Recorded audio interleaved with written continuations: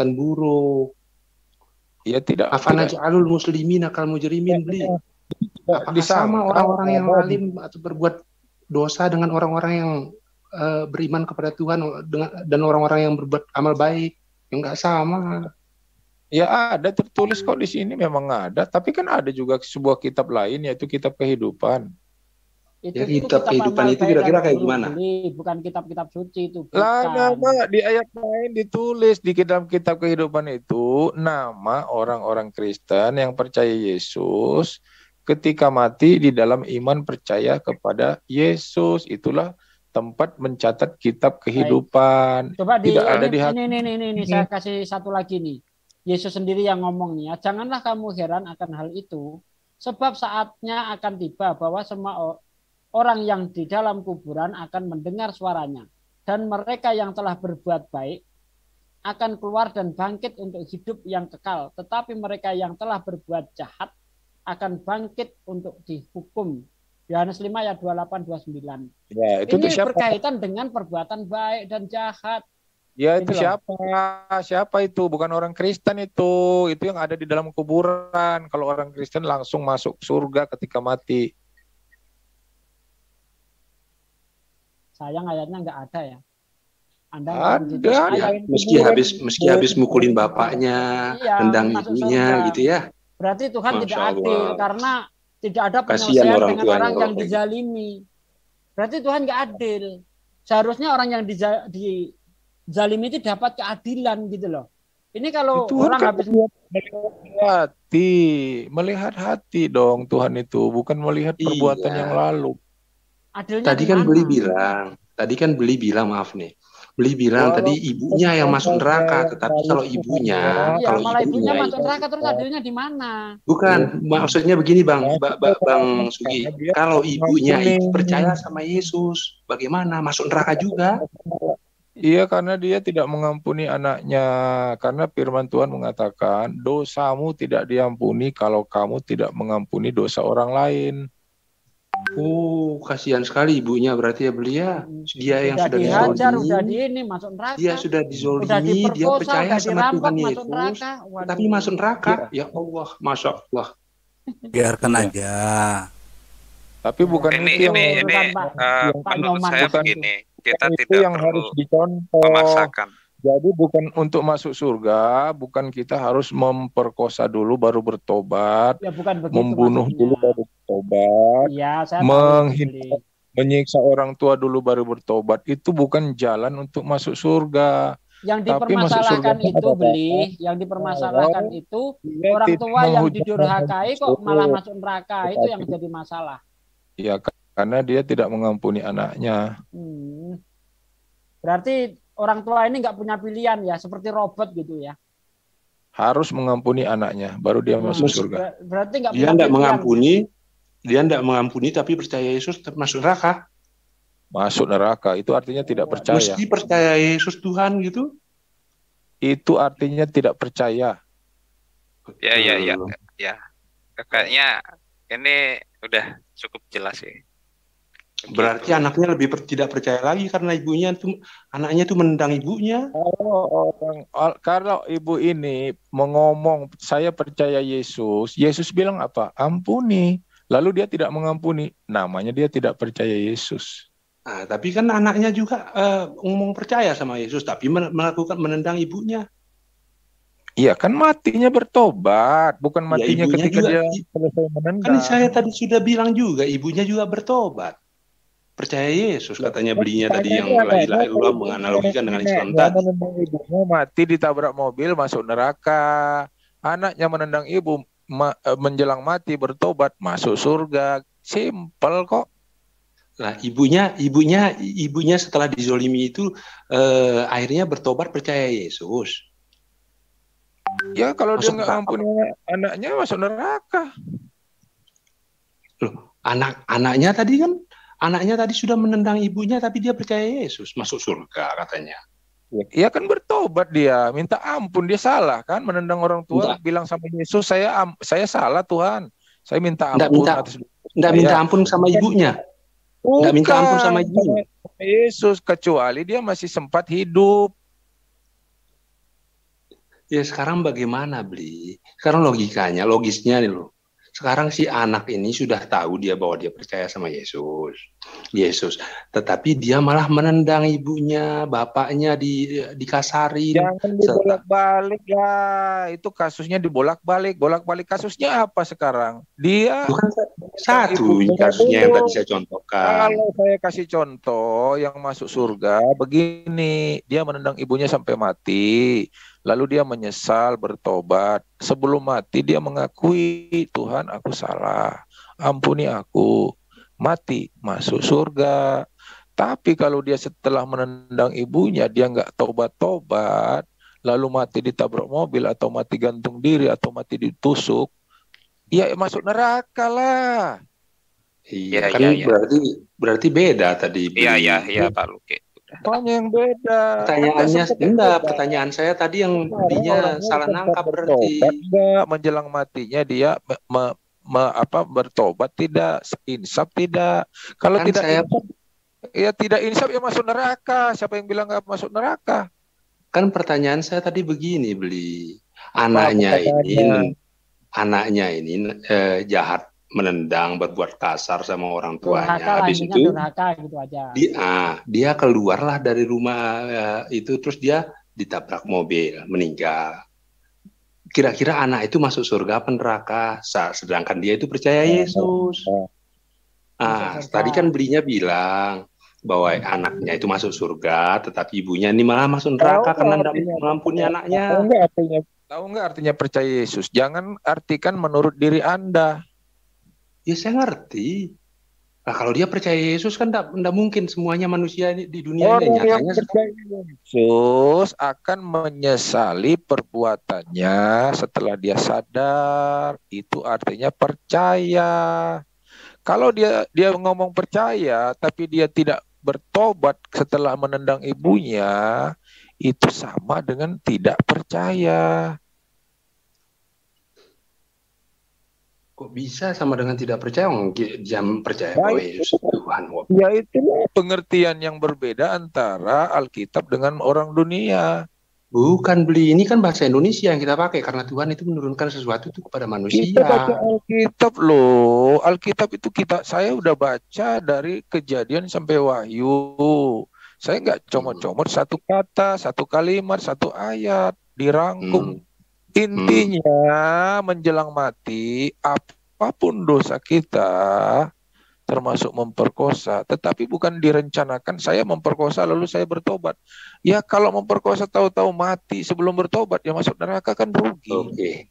Sekarang saya tanya bagaimana cara percaya itu menurut belinya. Bagaimana cara percaya Yesus itu menurut belinya. Ketika kita dituntun, diingatkan oleh Roh Kudus, kamu tuh sudah dosa, cepat bertobat. Lalu saya mendengar Roh Kudus, ya Tuhan ampuni saya bertobat. Itulah namanya orang percaya. Ada Roh Kudus yang mensinyalkan di dalam rohnya, roh manusia itu. Roh Kudus ngomong, kamu sudah salah nendang orang tuamu. Jangankan Roh Kudus, jiwa kita aja cepat sadar kalau nendang orang tua itu adalah dosa. Kecuali orangnya udah bebal, nggak tahu itu dosa. Sudah. Ya kalau Roh Kudus mengatakan itu dosa lalu kita bertobat, ya itu percaya namanya.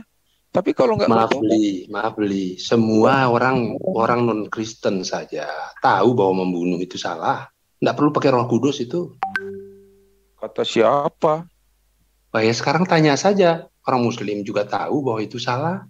Tanya saja orang Hindu beli. Coba tanya orang Hindu, karena saya ini orang Lombok, ngerti banyak orang Bali. Pernah nggak di WA ini saya tayangkan, lihat nggak Presiden Korea Utara memasukkan menterinya ke dalam lubang buaya? Tahu sudah itunya. Nggak ada dia berdosa, nggak ada dia salah, ketawa dia kecil. Ya karena dia kan nggak percaya Tuhan, karena memang sana komunis. Makanya saya bilang tadi kan katanya jangankan orang beragama. Apa orang kayak gitu tuh nggak tahu itu dosa. Dia tahu itu dia berbuat salah beli, tetapi karena kesombongannya manusia, setiap manusia itu mempunyai sama beli. Semua manusia itu beli. Dia aja nggak tahu nafsu. Semua Jangan manusia gitu. itu ngerti beli bahwa membunuh itu salah. Tetapi karena kesombongan orang beli, ya akhirnya menganggap bahwa perbuatannya itu benar. Ketika orang membunuh itu merasa dirinya benar.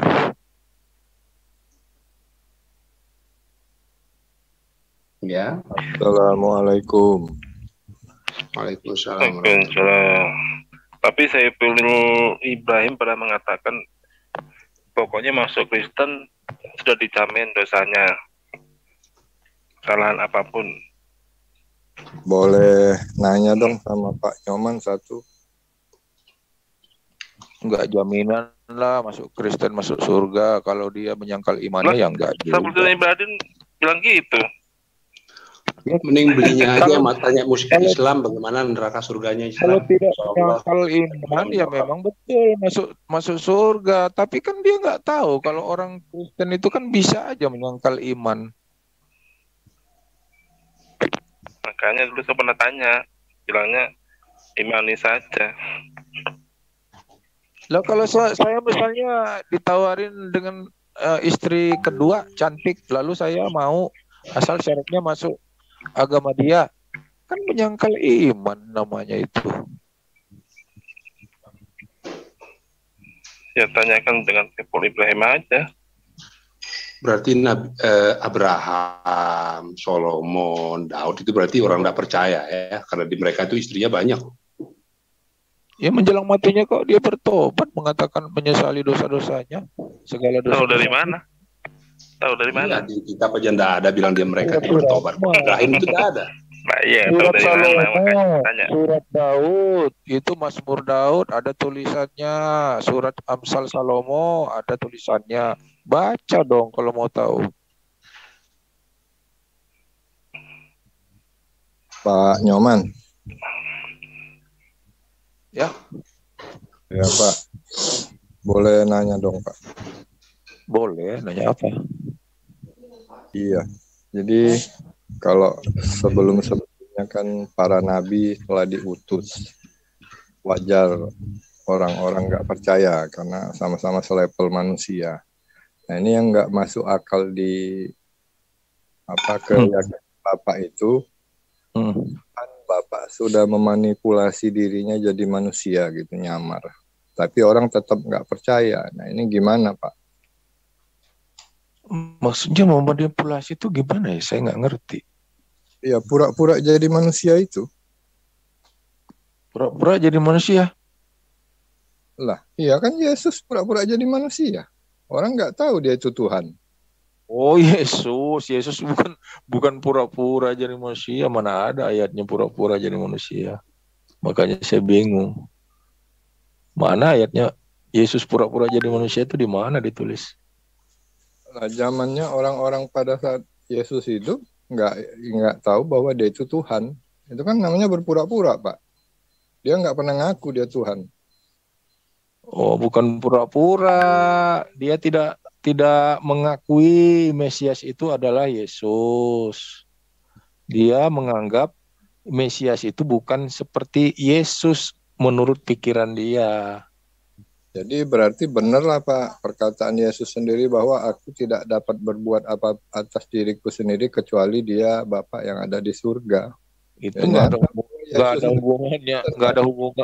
ada hubungannya dengan ketidakpercayaan orang Farisi. Itu beda kasus. Nyoman. Statement yang kuat dari Yesus Pak bahwa aku tidak mampu dengan pengakuan penyangkalan orang Yahudi bahwa dia Mesias itu tidak ada kaitan dengan aku tidak dapat berbuat apa-apa. Sebagai manusia dia tidak dapat berbuat apa-apa, bukan Tuhan kok dia. Nah itu tadi dia istilahnya memanipulasi dirinya jadi manusia. Coba kalau dia terang-terangan aku Tuhan, mungkin orang percaya Pak. Itu harus kenapa gitu? Harus berpura-pura dia kan dapat tugas untuk menebus dosa, lalu dia merelakan diri untuk mati. Lah itu aneh lagi Pak. Menurut Bapak mendapat tugas, berarti memang nyata dia itu utusan. Kalau mendapat tugas, justru dia mengaku, makanya dia dihukum mati. Mengaku dia, akulah dia, Yesus akulah lu Mesias. Tuhan. Berarti bukan nubuatan, Pak. Orang Yahudi menganggap kamu bukan Mesias. Lalu kata Yesus, akulah dia Mesias itu. Lalu dia dibunuh. Ya udah dah, lanjut yang lain. Itu aja, Pak. Makasih. Kalau menurut Beli Nyoman, Yesus itu Tuhan bukan toh? Kalau di surga ya Tuhan.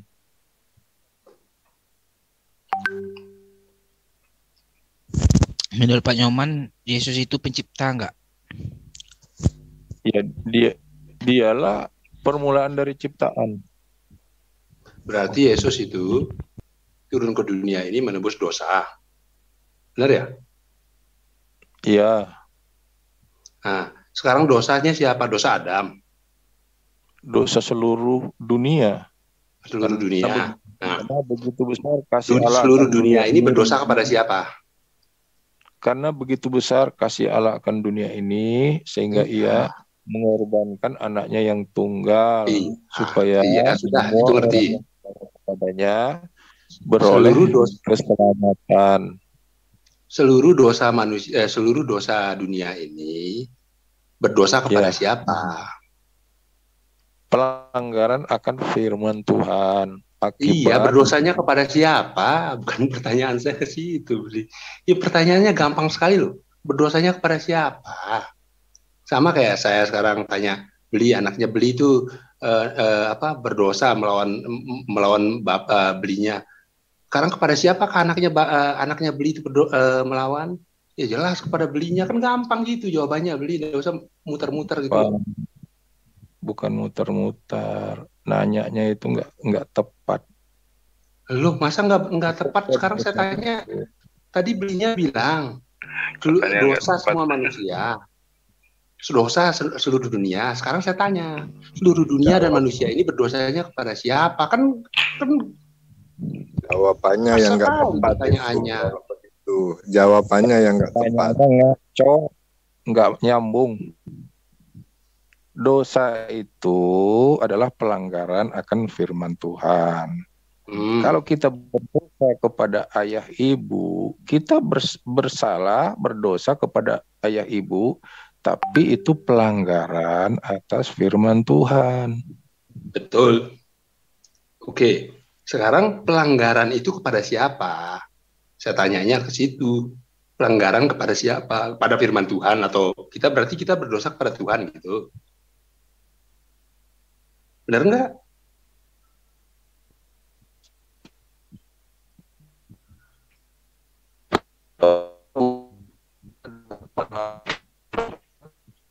Robot, suaranya robot. Suaranya kayak Halo, Beli Nyoman. Halo, Beli Nyoman.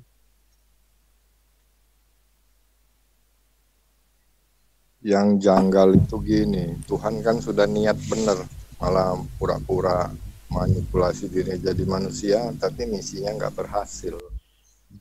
Nggak punya yang cara. Lebih aneh lagi begini, Bang. Sekarang manusia Adam berdosa kepada siapa? Kepada Tuhan. Tuhan mau menebus dosa Adam ini kepada siapa? Kepada dirinya. Dengan cara apa? Dengan bunuh dirinya. Kan aneh itu. Ya nggak aneh dong. Memang harus dia merelakan dirinya untuk mentaati. Makanya saya tanya sama Belinya tadi, Tuhan manusia ini berdosa kepada siapa? Tapi tidak jelas. Kan ya, gampang sebenarnya. Nanya nggak jelas, gimana jawabnya jelas? Betul. Masa nggak jelas pertanyaan saya Beli? Kan tadi Belinya bilang. Belinya tadi bilang. Nggak nyambung dong. Pertanyaannya nggak nyambung dengan konsep dosa. Dosa itu pelanggaran akan firman Tuhan. Nanya pelanggaran itu kepada siapa? Ya, yang jadi masalah di situ. Pelanggaran itu kepada siapa? Ada penebusan, ada yang ditebus. Nah, berdosa kepada manusia, berdosa kepada binatang, berdosa kepada ayah, berdosa kepada ibu. Katanya Belinya tadi karena pelanggaran terhadap firman Tuhan. Sekarang beda lagi. Kalau melanggar firman Tuhan itu namanya dosa. Nah, berarti dosa manusia itu kepada siapa?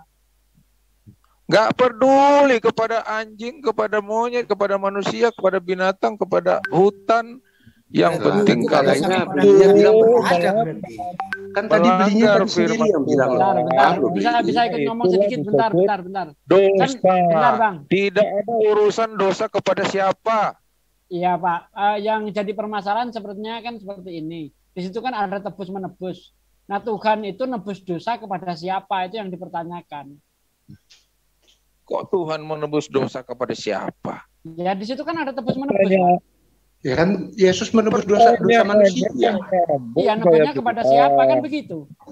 Betul. Ya pertanyaannya enggak nyambung, enggak ngerti. Kok enggak nyambung? Di Enggak situ jelas ada tebus menebus. Tuhan menebus dosa kata Pak Nyoman. Terus pertanyaannya nebusnya kepada siapa?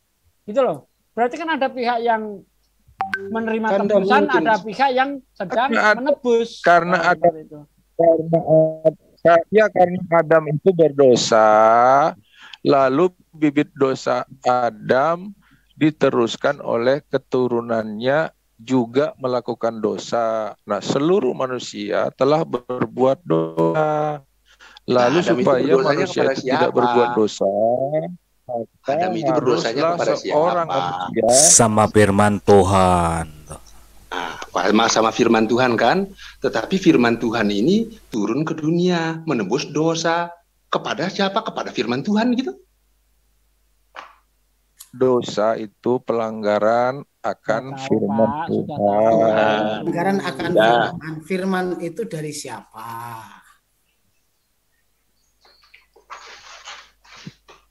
Perintah Tuhan dilanggar. Nah, berarti kan dosanya kepada Tuhan kan? Bukan kepada semuanya. Enggak dong. Dosanya bisa kepada saudara. Ya jelas lah dosa itu melanggar perintah Tuhan kok. Dosa di situ melanggar firman Tuhan. Dosa dari Habil itu, dosa dari Kain itu adalah kepada adiknya yang dia bunuh. Dia berdosa kepada adiknya yang dia bunuh. Anak Adam dan Hawa itu seharusnya berdosa kepada Tuhan lah karena dia melanggar perintah Tuhan. Dia bersalah. Dia membunuh. Ya, dia membunuh adiknya. Dia bersalah kepada adiknya. Tetapi dosanya adalah karena dia melanggar firman Tuhan.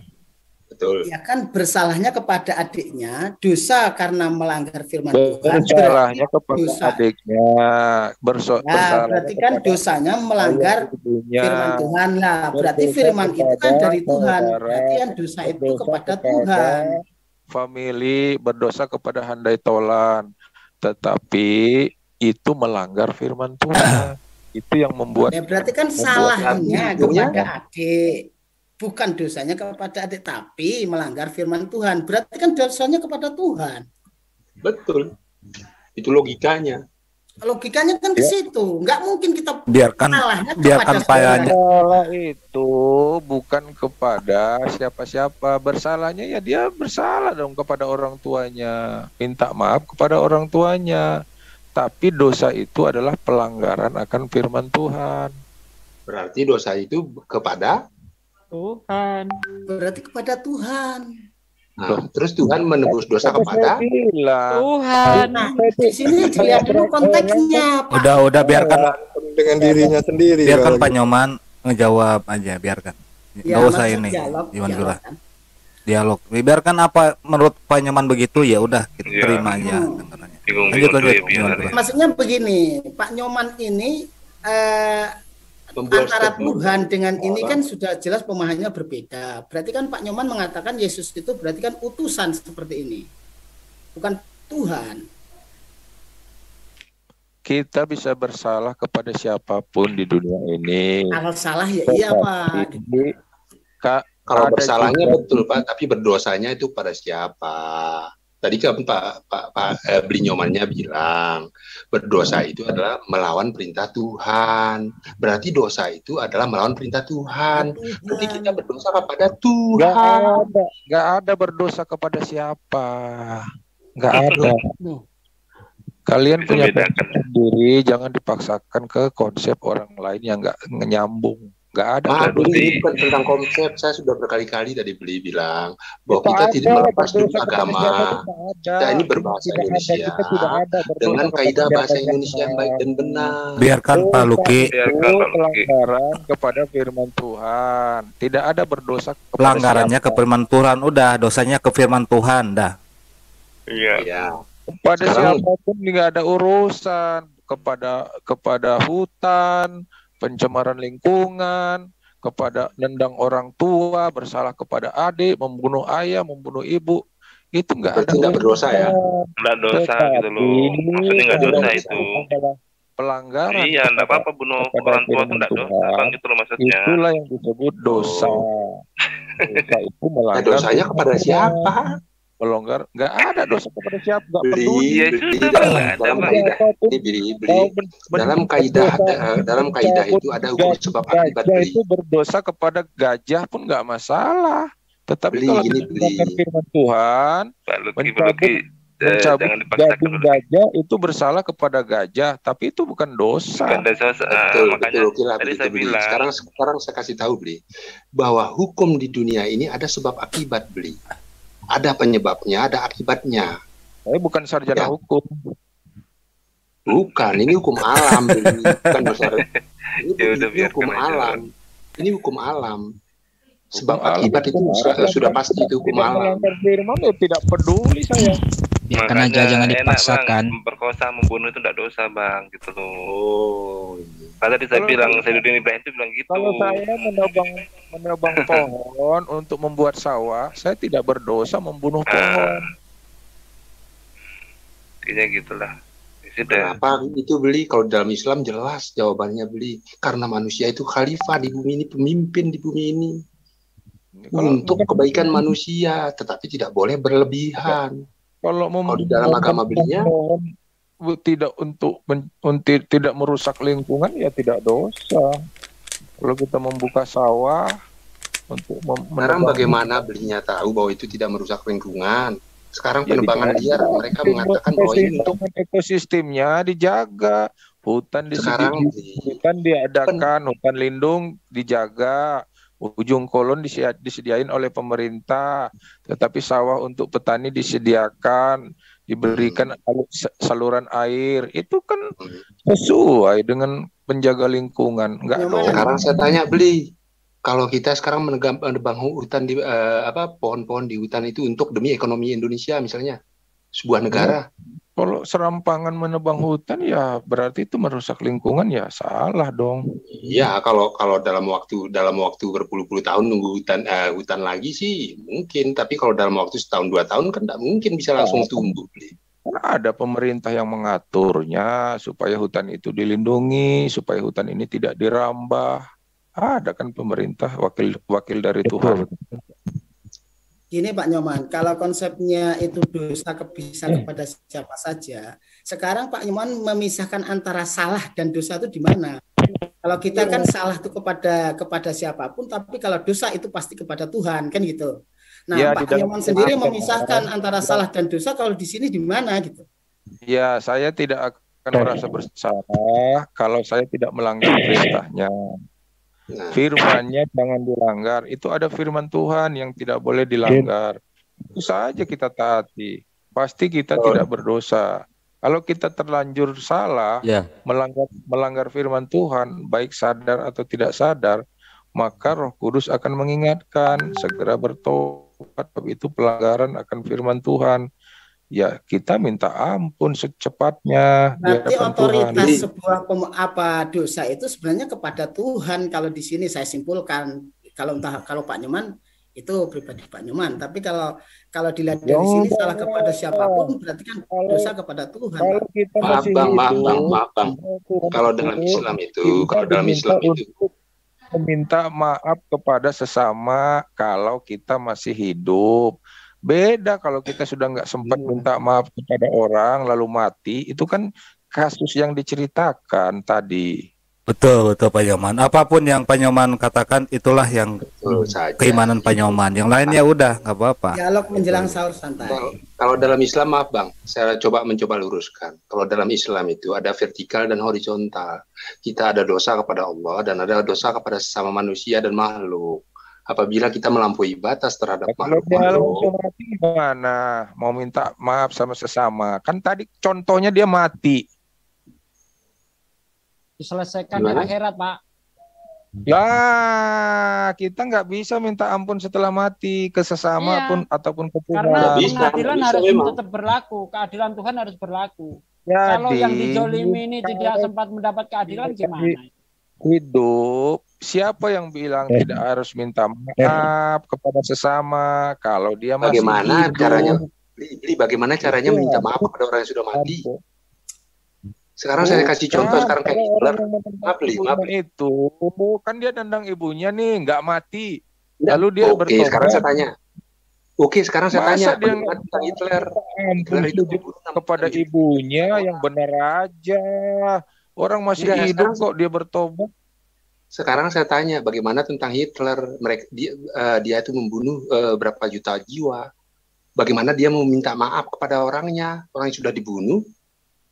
Oh, nggak usah minta maaf kepada orang yang mati, ya, kepada keluarganya kan bisa.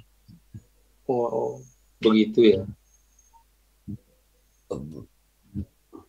Padahal maaf nih Beli, saya yang menyakiti Beli terus saya minta maaf kepada adiknya Beli gitu. Kalau saya Beli masa saya mau bisa memaafkan kalau saya udah mati, ya minta maaf kepada adik saya lah. Oh, kalau masih hidup boleh minta maaf kepada adiknya gitu? Ya enggak lah, minta maaf kepada saya aja. Berarti enggak teguh pendiriannya kalau kayak gitu Beli. Ya nggak, ya udah begitu ya Beli. Pak Nyoman begitu ya Pak Nyoman ya. Betulan. Selamat sahur. Oh, selamat sahur Pak Nyoman. Makasih Beli. Pak Nyoman, pertanyaannya sekarang gini Pak Nyoman, mudah. Misalkan orang Kristen ya, dia punya hutang banyak ke teman-temannya. Sebelum melunasi, dia percaya sama Yesus. Pas mau meninggal, dia ngomong begini, ya Tuhan, ampunilah saya, meninggal. Masuk surga atau masuk neraka? Masuk surga. Oke. Terus utang-utangnya gimana sama teman-temannya ini? Ya urusan orang yang hidup, orang yang udah mati itu urusan Tuhan. Oke. Malah yang diutangin itu yang masuk neraka. Ya udah nggak apa-apa. Iya. Oke, itu aja Iwan Bila. Biarkan aja Pak Nyoman itu berargumen. Kita hanya dengarkan saja. Ini kan kita diskusi. Istrinya mungkin ditagih, rumahnya disita, itu kan urusan orang hidup. Nah, misalnya tidak tahu istrinya, anaknya, keluarganya nggak tahu kalau dia punya utang. Penyelesaiannya Iya kan ada. Ya kan ada bukti surat-surat dari misalnya bank, nggak tahu ini Pak, nggak tahu. Kan bisa saja. Saya punya utang sama si A 100.000, nggak ada ngomong sama anak istri, kemudian saya meninggal.